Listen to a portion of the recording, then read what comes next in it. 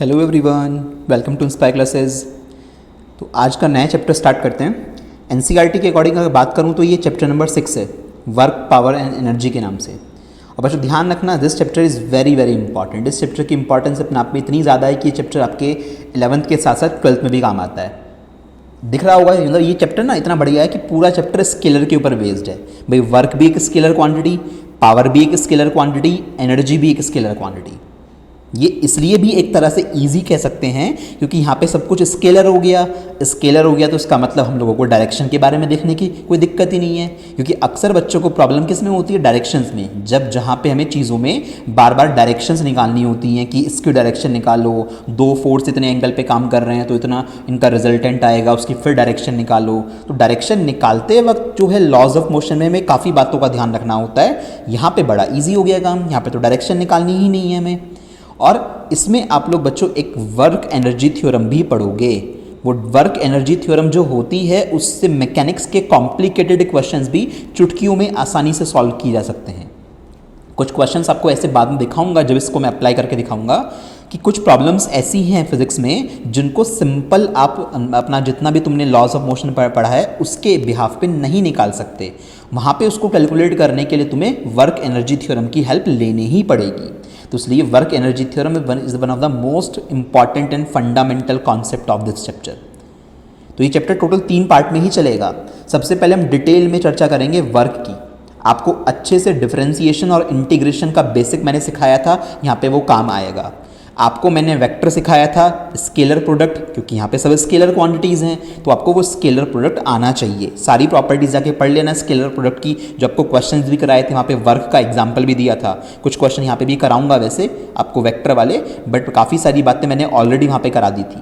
जब वर्क के बारे में डिटेल में सारी बातें पूरी हो जाएंगी फिर हम स्टार्ट करेंगे एनर्जी वाले टॉपिक से, क्योंकि आपको पता है ना एनर्जी क्या होती है? The ability of a body to do the work. भाई जिसके पास जितनी ज़्यादा एनर्जी है वो उतना ज़्यादा वर्क कर पाएगा।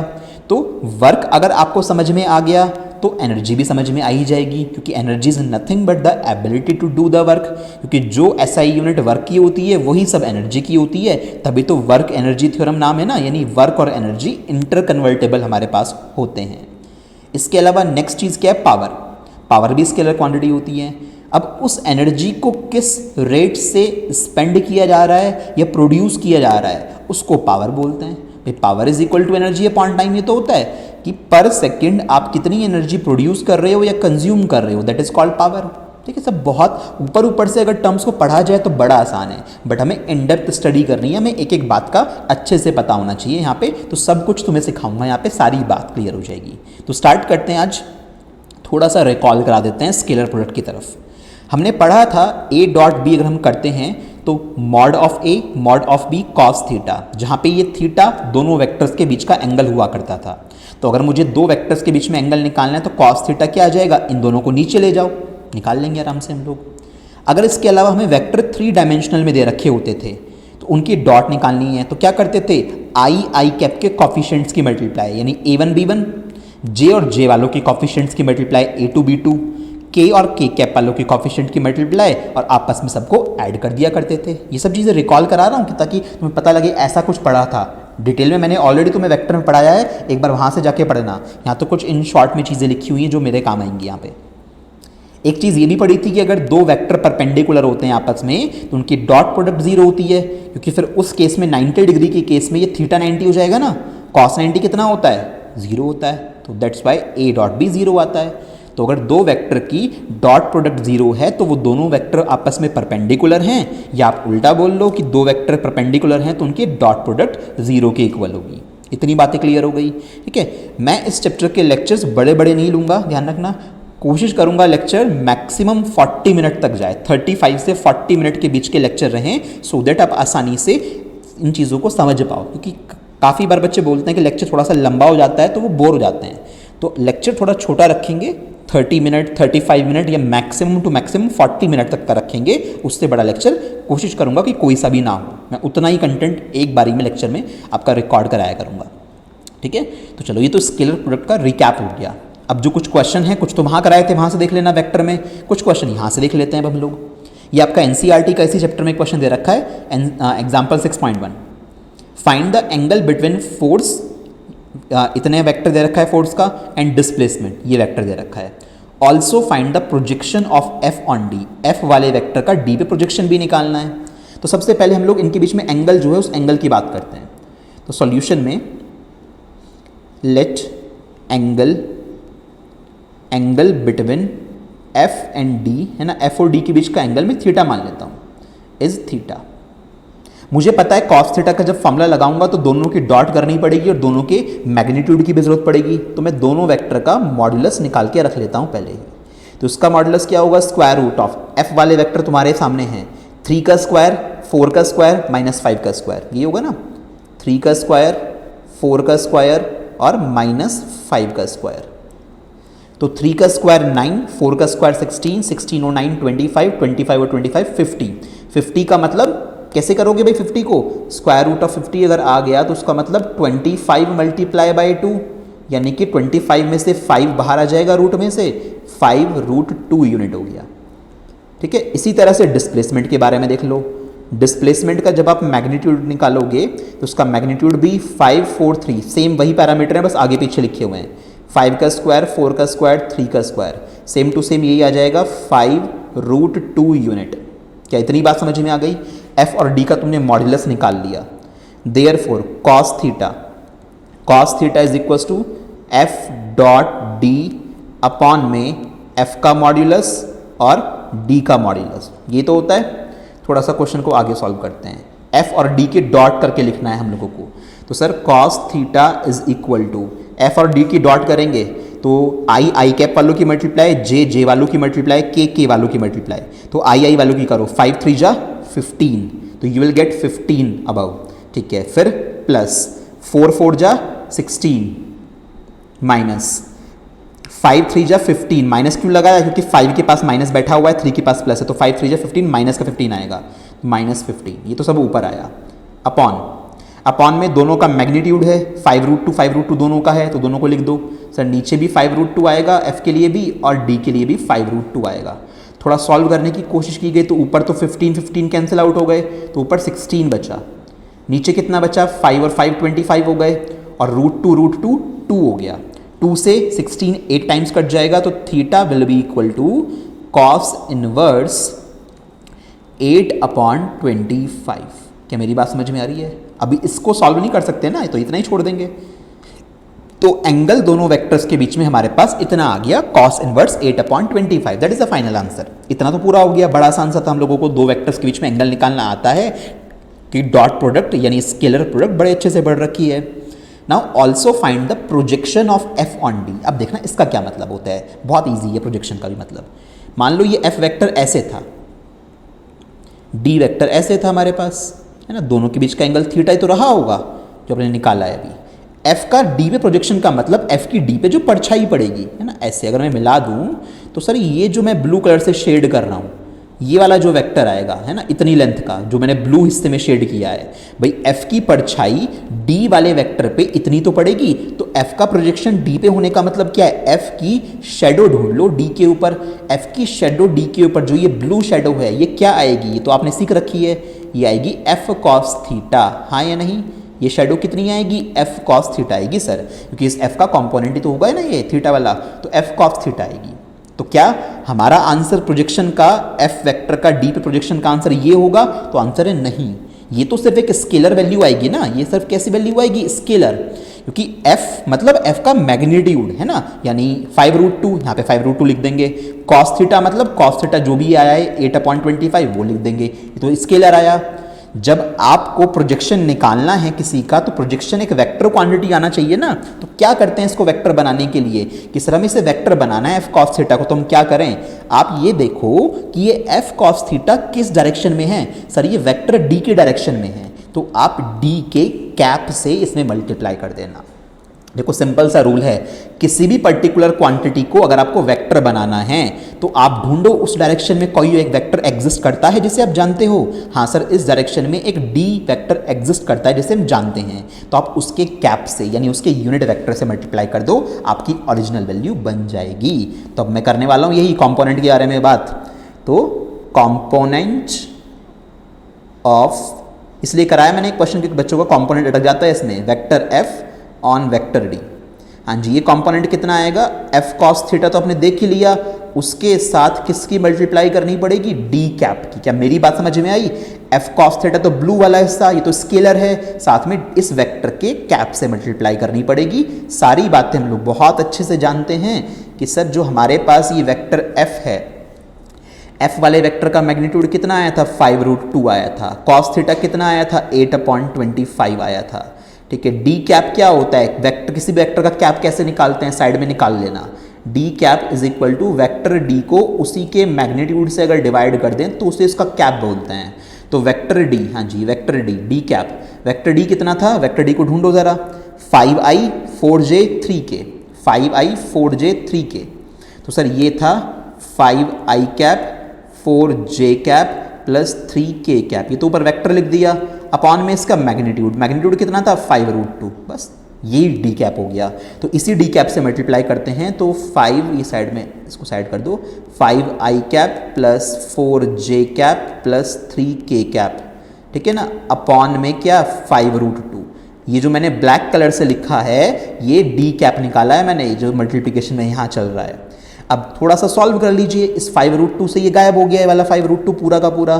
तो हुआ क्या आपके पास, 8/25 बाहर आके बैठ गया और 5i cap plus 4j cap plus 3k cap. This is the your projection of f on d and this is your final answer, क्योंकि और कुछ सॉल्व करने के लिए बचा ही नहीं आपके पास। ठीक है, तो इस तरह से निकालते हैं। This is the basic concept how to find out the projection of a vector on another vector. तो भैया उसका कॉस थीटा वाला पार्ट ले लो और उसके साथ उस डायरेक्शन में जो भी वेक्टर नजर आ रहा है उसके कैप से मल्टीप्लाई कर दो, आपकी जिंदगी आसान हो जाएगी, क्वेश्चन सॉल्व हो जाएगा बड़े आराम से।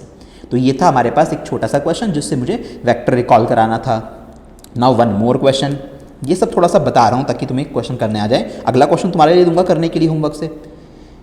A particle is moved by a force F, ये फोर्स है मेरे पास F, from a point this one to this one, इस पॉइंट से इस पॉइंट तक। ये 2 डायमेंशन के पॉइंट है, ये 3 डायमेंशन में भी हो सकते थे। ठीक है, यहाँ से मूव किया गया XY प्लेन में। वर्क डन पूछा है आपसे, तो फोर्स तो दे रखा है बना के।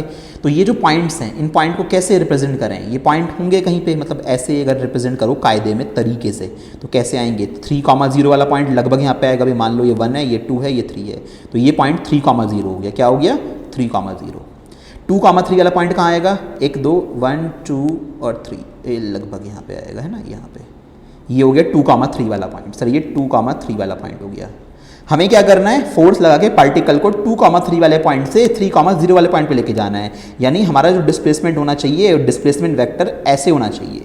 एग्जैक्ट रियल लाइफ देख लीजिए कैसे हम लोग चीज़ों को डायग्राम्स पे ले जाके सॉल्व करते हैं। हमने 2,3 का पॉइंट बनाया, हमने 3,0 का पॉइंट बनाया, तो 2,3 से यहाँ पे लेके जाना है। तो क्या करना पड़ेगा, पोजीशन वेक्टर निकाल लो ना भाई, आपको पढ़ा रखे हैं ऐसे ऐसे, पोजीशन वेक्टर निकाल लो। ये पोजीशन वेक्टर्स बना लो ना, इनके आराम से निकाल लोगे सब कुछ। ये आपका O हो गया, इस पॉइंट का नाम P रख लो, इस पॉइंट का नाम Q रख लो, है ना। तो आपको OP वेक्टर पता लग गया। OP वेक्टर कैसे बनेगा, ये पॉइंट P है तुम्हारा इधर वाला, तो OP वेक्टर मतलब sir 2i cap plus 3j cap, ठीक है। और ये हमारा पॉइंट Q है, तो OQ वेक्टर क्या बन गया, OQ वेक्टर मतलब 3i कैप, है ना। इसमें तो j है ही नहीं, बाकी वाला पार्ट तो 0 है। तो ऐसे ही दोनों वेक्टर बन गए पोजीशन वेक्टर। बट मेरा डिस्प्लेसमेंट तो ब्लैक कलर वाला है ना, मेरा डिस्प्लेसमेंट कौन सा है, PQ से रिप्रेजेंट है, क्योंकि मुझे तो पॉइंट P से पॉइंट Q पे जाना था। तो PQ कैसे निकलता है, OQ में से OP माइनस कर दो। मैंने ऐसा क्वेश्चन भी करवाया था आपको वेक्टर के अंदर, है ना। आपका एरो देख लो ना कहाँ की तरफ लग रहा है, सर एरो इस OQ वाले वेक्टर की तरफ लग रहा है, तो OQ में से OP को माइनस करना है। नहीं तो शॉर्टकट ये है कि PQ में Q बाद में आ रहा है, तो Q वाले में से P वाले को माइनस करना है, जैसे भी समझना चाहो। तो OQ minus OP, sir OQ है 3i कैप माइनस OP है 2i cap plus 3j cap, minus है बाहर तो ब्रैकेट के अंदर रखना वैल्यू।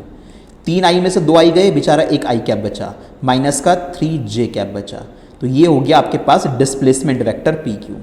एंड फोर्स वेक्टर आपको दे रखा, तब तो आपके मजे आ गए। टॉप पे दे रखा है force vector 3i cap plus 4j cap.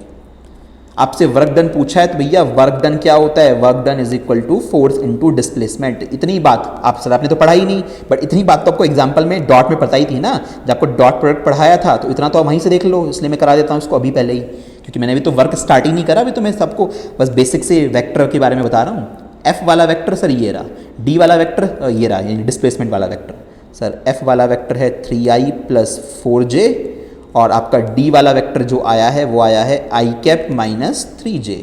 तो हुआ क्या, आई वालों की मल्टीप्लाई 3 1 जा 3 माइनस 4 3 जा 12, तो सॉल्व करा माइनस का 9 जूल वर्क डन आया। नेगेटिव आया ना, हम ये भी देखेंगे कि नेगेटिव पॉजिटिव कैसे कैसे वर्क डन होते हैं, कब कब नेगेटिव आएगा कब पॉजिटिव आएगा, इन सारी बातों पे चर्चा करेंगे। तो यहाँ पे 9 जूल वर्क आया, माइनस का 9 जूल, खत्म कहानी।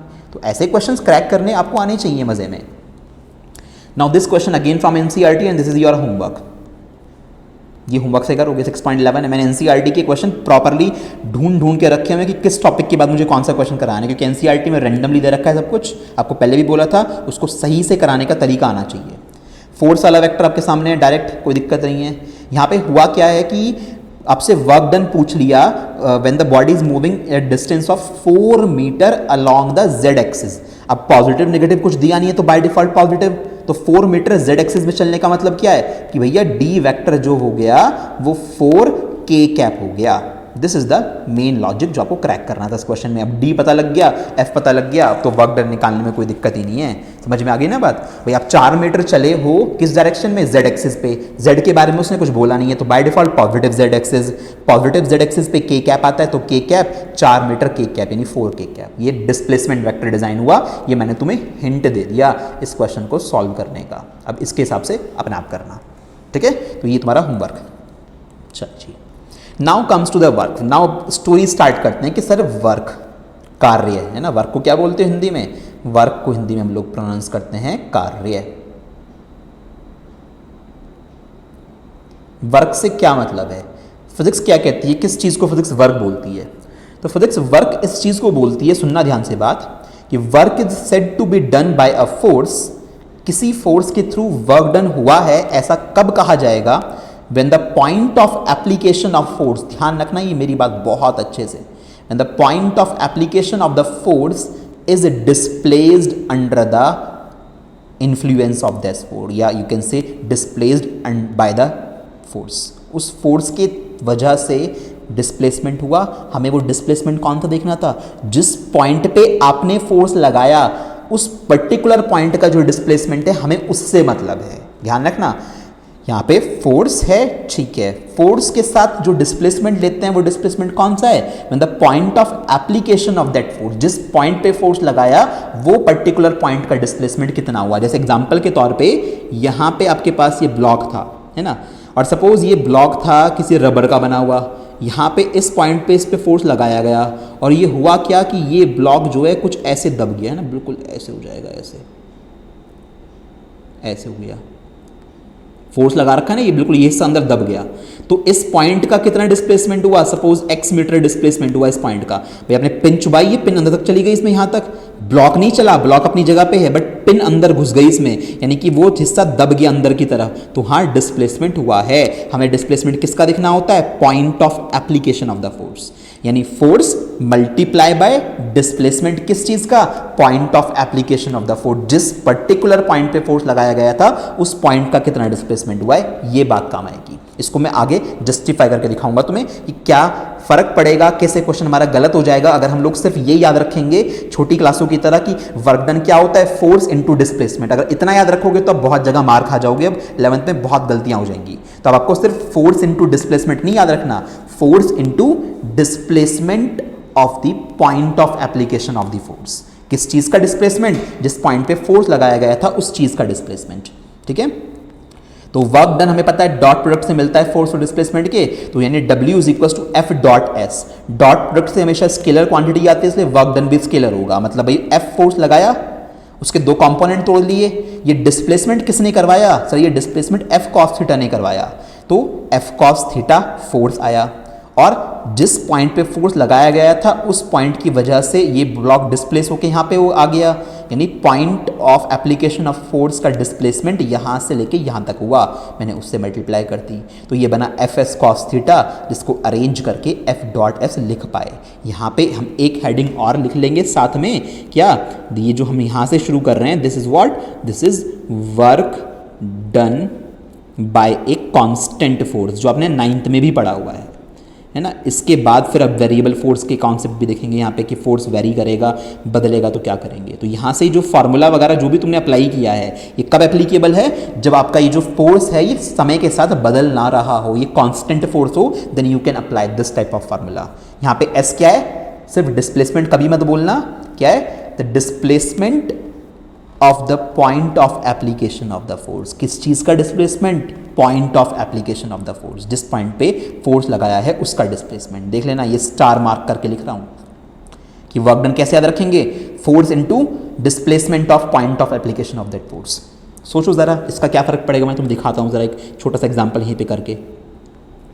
सपोज मेरे पास एक रॉड थी, है ना, ये रॉड ऐसे थी, कुछ एल लेंथ की ये रॉड थी, कितने लेंथ की, एल लेंथ की। इस पॉइंट पे हिंज थी, ये रॉड को मैंने ऐसे घुमा दिया, रोटेट कर दिया।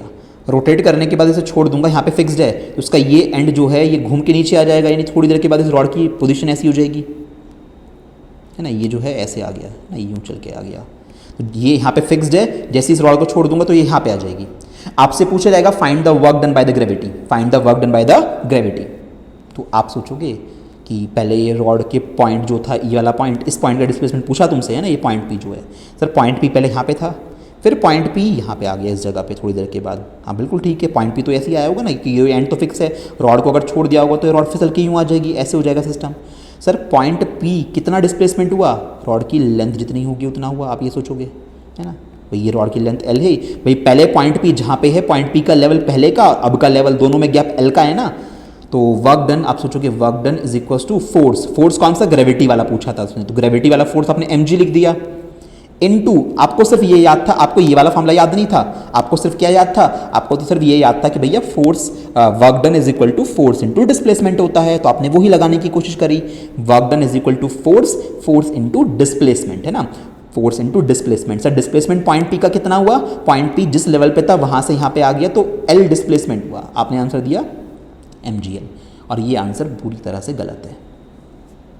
क्यों, हमने क्या गलती कर दी, सर आपने तो कहा था पॉइंट पी का डिस्प्लेसमेंट बताओ, पॉइंट पी का डिस्प्लेसमेंट कहाँ कितना हुआ है ना, पॉइंट पी का डिस्प्लेसमेंट सर एल हुआ है। नहीं जी, पॉइंट पी का डिस्प्लेसमेंट नहीं देखना है, आपसे ज़रूर पूछा है work done by the gravity in this situation. भैया आपको फोर्स के साथ मल्टीप्लाई किसकी करनी है, displacement of point of application of the force. पहले देख तो लो इस पर फोर्स लग कहाँ रहा था। एक्चुअलिटी में कभी कोई रॉड होती है तो उसके सेंटर पे फोर्स लगता है ग्रेविटी का, सर फोर्स मिडल पॉइंट पे लग रहा था, फोर्स की लोकेशन यहाँ पे थी, कहाँ थी, इस जगह पे थी mg। फोर्स यानी यहाँ से l/2 के डिस्टेंस पे लग रहा था, कितने डिस्टेंस पे, l/2 के डिस्टेंस पे लग रहा था। तो जब ये फोर्स यहाँ पे लग रहा था इस पॉइंट पे, और जब रॉड तिरछी होकर ऐसे हो गई तो पॉइंट यहाँ पे पहुँच गया इस जगह पे, यस और नो, पॉइंट की नई लोकेशन यहाँ से यहाँ हो गई, नहीं हो गई। तो हमें तो point of application of the force पर डिस्प्लेसमेंट देखना है ना, जहां तक जिस पॉइंट पे फोर्स लग रहा था उसका कितना डिस्प्लेसमेंट हुआ। सर इस पॉइंट ने, इस आपके रेड कलर वाले पॉइंट ने तो डिस्प्लेसमेंट कहां तक किया है, l/2 का डिस्प्लेसमेंट किया, तो असली आंसर क्या आना चाहिए था, mg into l/2। This is the correct answer. पड़ गया ना फर्क इस बात का।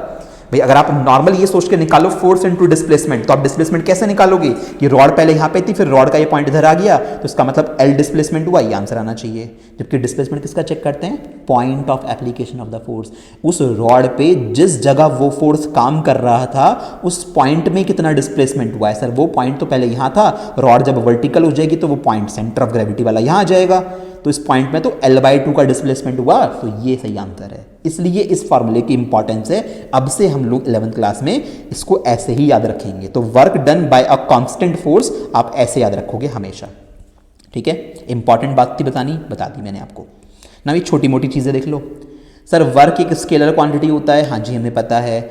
SI यूनिट के बारे में बात करें तो work done is equal to force into displacement in the direction of the force, है ना, सिंपल सी बात। आप उसे वेक्टर फॉर्मेट में शो करना चाहते हो, सॉरी W के ऊपर मैंने वेक्टर लगा दिया, F.D, है ना, वेक्टर फॉर्म में ये ऐसे हो जाता है, ये हमें पता है। इसको ओपन करना चाहते हैं तो हम FD cos थीटा हो जाता है। ये फॉर्मूले कब लगेंगे, जब work done by a constant force पूछा हो, ठीक है। इसी से हम लोग यूनिट वगैरह निकाल लेते हैं।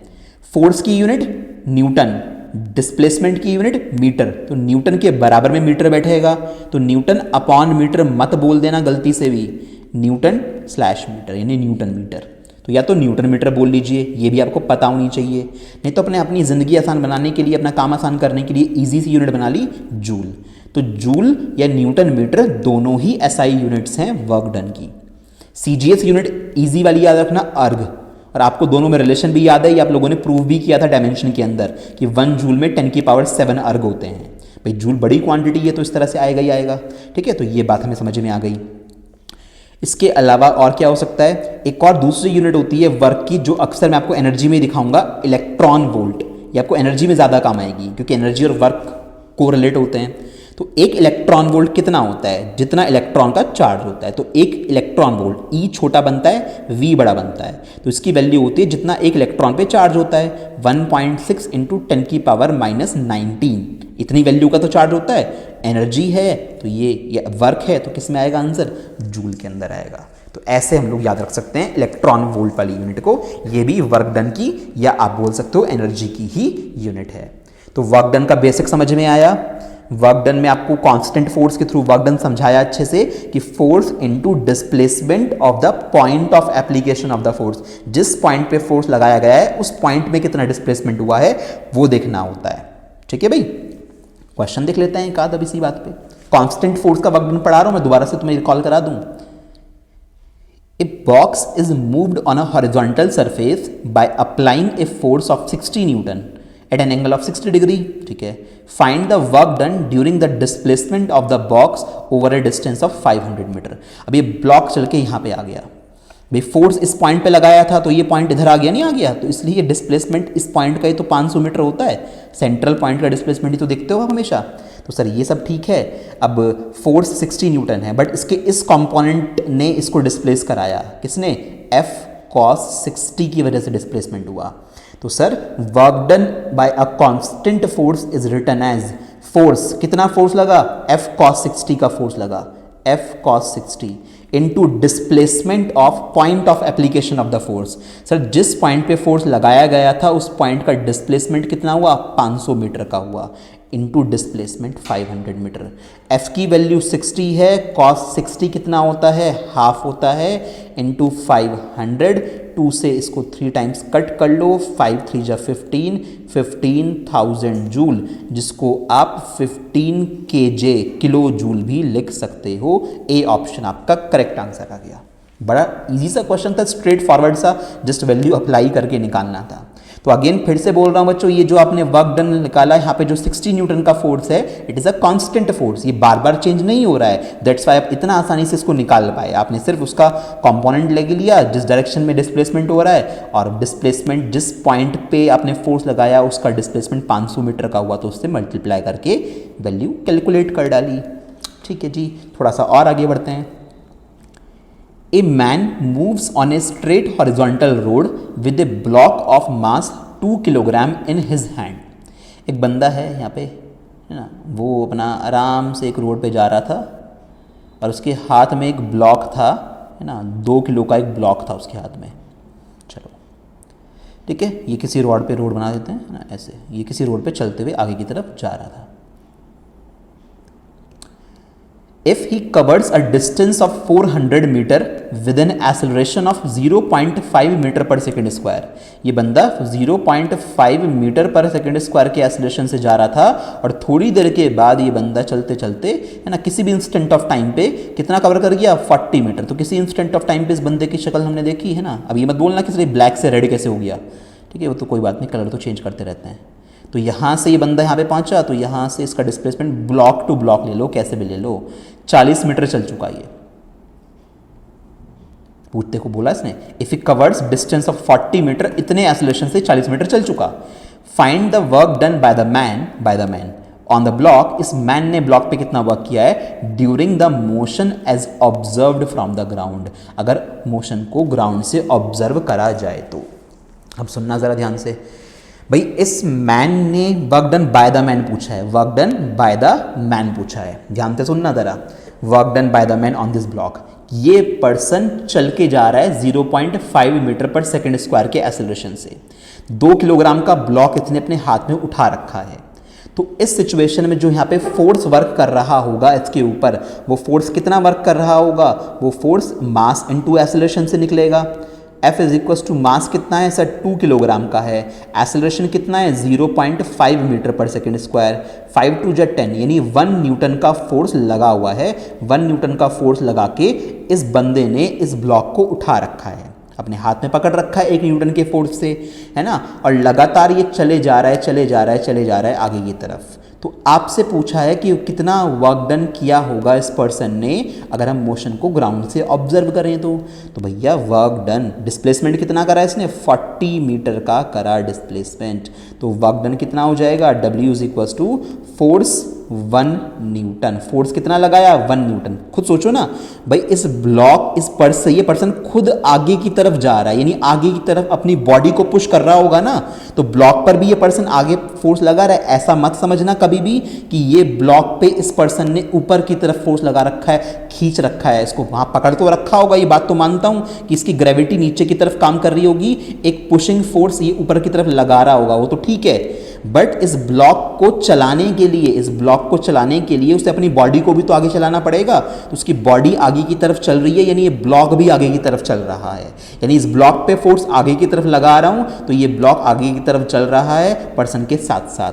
तो वर्क डन फोर्स 1 न्यूटन का इनटू डिस्प्लेसमेंट 40 मीटर का, तो कितना आ गया 40 क्या जूल, है ना, 40 जूल का यहाँ पे वर्क डन हुआ है।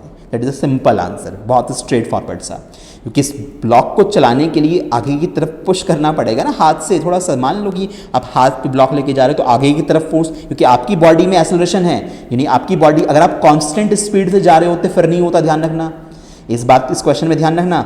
अगर आप कांस्टेंट स्पीड से जा रहे होते, एक्सेलरेशन नहीं होता, इन दैट केस फिर वहां पे आपके पास नेट फोर्स आपने जो इस पे लगाया वो 0 होता, फिर आपके पास वर्क डन नहीं आता। अगर कोई बंदा अटैची को ब्लॉक को हाथ में रख के कांस्टेंट स्पीड से आगे मूव करना स्टार्ट कर दे, in that case work done by that man on that block would be 0, है ना, अगर स्ट्रेट रोड पे जा रहा है तो। यहाँ पे एक्सेलरेशन है, इस वजह से इसने ब्लॉक पे फोर्स लगाया है, दैट्स व्हाई वर्क डन भी कैलकुलेट कर पाए हैं।